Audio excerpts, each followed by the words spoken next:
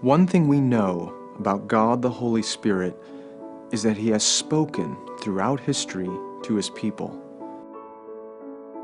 In the Scriptures, we read about Abraham, who received God's promises. We read about Moses, who encountered God on the mountaintop, and whose face, it was said, shone like gold. We read about the prophets and the apostles and the amazing connection they had with the Holy Spirit. But the question is, does the Holy Spirit speak to us today? As we go through our lives, working, building, resting, and then doing it all over again, does God have anything to say to us?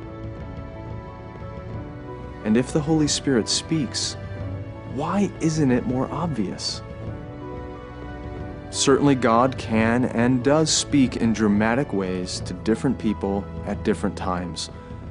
But might we be imposing our own will onto God by insisting that the only way to hear Him is if He shouts? What might happen if we create a quiet space to listen for God's voice?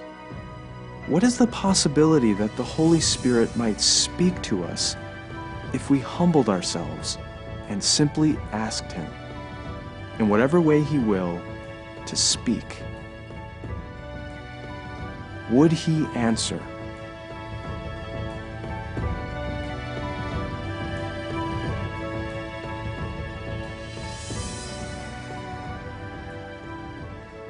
I can already sense in this second week of our journey of listening to God, the Holy Spirit, that there's a newness and a freshness that is beginning to build momentum. And I find that incredibly exciting, and I find that filled with a lot of adventure. This week we're asking the question, does the Holy Spirit, God, speak to people today?